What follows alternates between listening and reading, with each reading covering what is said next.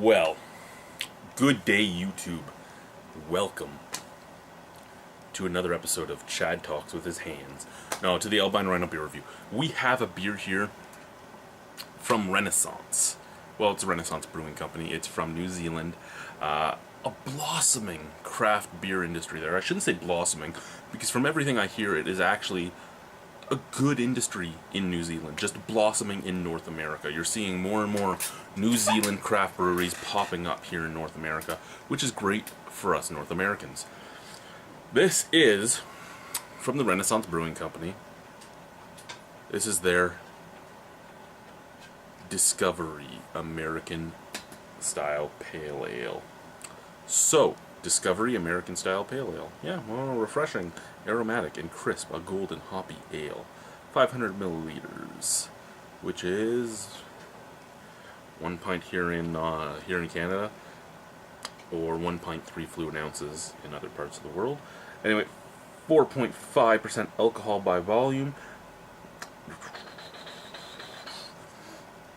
I love racy up front fruit flavors that pack a bracing punch. This beer certainly delivers these distinctive characters. Pioneered in my home state of California, American Style Pale Ale was designed to showcase the unique resiny fruitiness of American hops. Pretty good description for people that don't know what an American Style Pale Ale is. There are some American Style Pale Ales I love. There are some American Style Pale Ales I dislike. It all matters what hops they're using in here. I love Citra hops. Willamette I'm pretty big on. Cascade I can get behind. I'm not a big Simcoe fan because of the way most breweries use Simcoe. I'm not a big Centennial fan. We're just digressing now. Let's forget about what I like and what I don't like, and let's try the brew. Right? Let's try the brew. Let's open her up, give her a shot, see what we got. Love you, Keith. Yeah. Glass, beer, pour. Yes, I know. Oh my god, you're only using a dimpled mug, it's not the right glass. You know what, I've actually had this glass being used for just water the last day. And I'm the one that does dishes here at my house. So I will use the glass that I already have to clean before I'll make a second glass. So, not much in the head department, but I did not pour all that aggressively. Very beautiful golden color.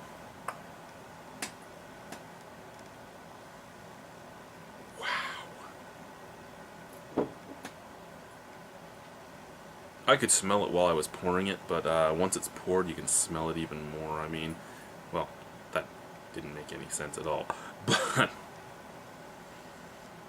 lots of grapefruit. A little bit of a mango scent, a little bit of a piney scent.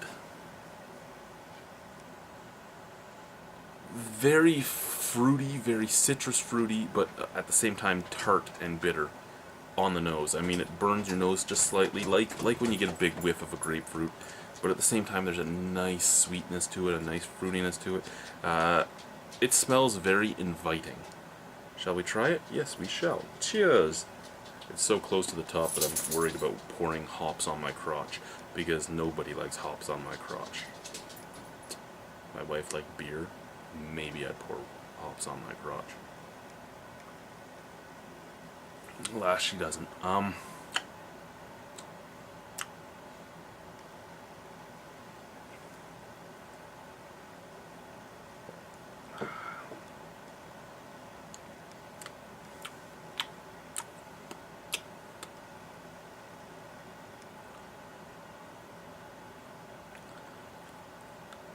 That's actually a dream. It's not, oh my god, amazing, but it is super refreshing, and at 4.5% alcohol by volume, you could put back a ton of these.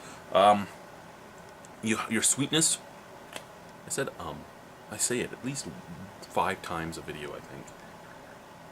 Maybe not, but I do say it quite often. It pisses me off.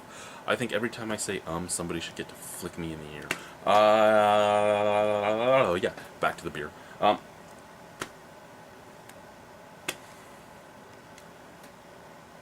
Sweetness on the forefront, honeyish, very honey-like malt character. It is a very, very lasting sweetness too. I mean, even right now there's still a little bit of that sweetness in there.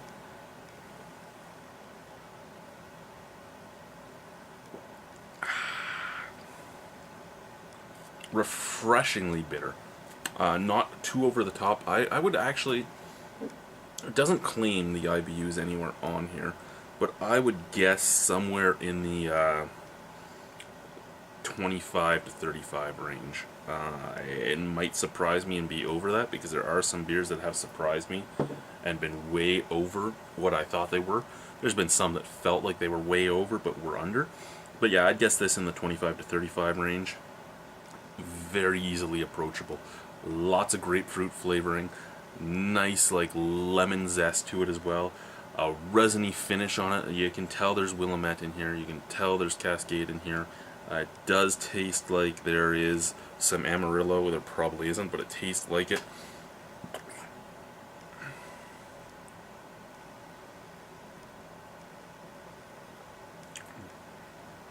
Carbonation is on the lower end, which makes you be able to just chug this back easier.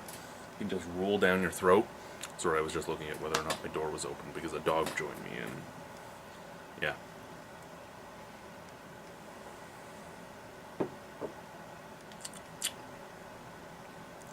A little bit of an earthy taste on the background though. First few sips, nothing wrong at all. Nothing wrong at all. After the third or fourth sip, you're starting to get this slightly dirty, earthy background. That's coming from the resininess, but it's taking away from the honey-like malt characteristic and the beautiful apparent citrus flavors. Still very, very sessionable. Still very refreshing.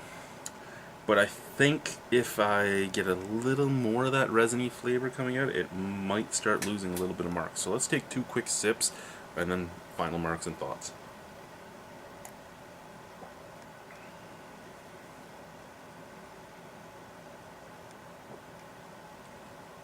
Okay, you know what? It seemed to have plateaued, so I'm okay with that.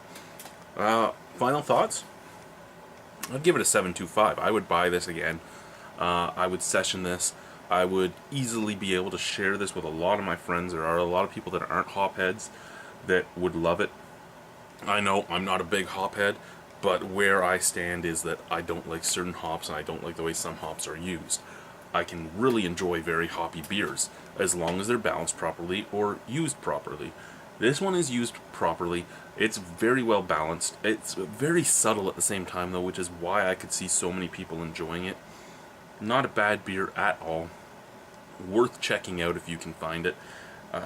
Not a bad price point either.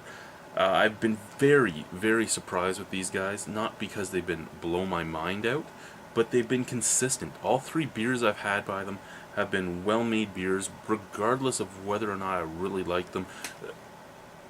Any points I took away was not because of the craftsmanship of the beer, it was because of my personal taste for the beer. And that's all you can ask for. I mean, there are so many consistent breweries out there that even if you don't love everything, because you don't have to be a fanboy of every brewery, as long as you can admit that it's well crafted and that you're taking things away because of personal taste, who cares? As long as it's not coming out that you're taking your points away because it's a not well crafted beer, that's all that matters. I mean, if this was not well crafted, I'd be pissed off because it's so well put together. It's coming all the way from New Zealand, but it was well crafted. I'm good with that. Very sessionable. Try it if you can. Beautiful, beautiful resininess, beautiful citrus flavor, beautiful honey-like malt characteristics. Just a pleasure to drink. Thank you guys. Bye.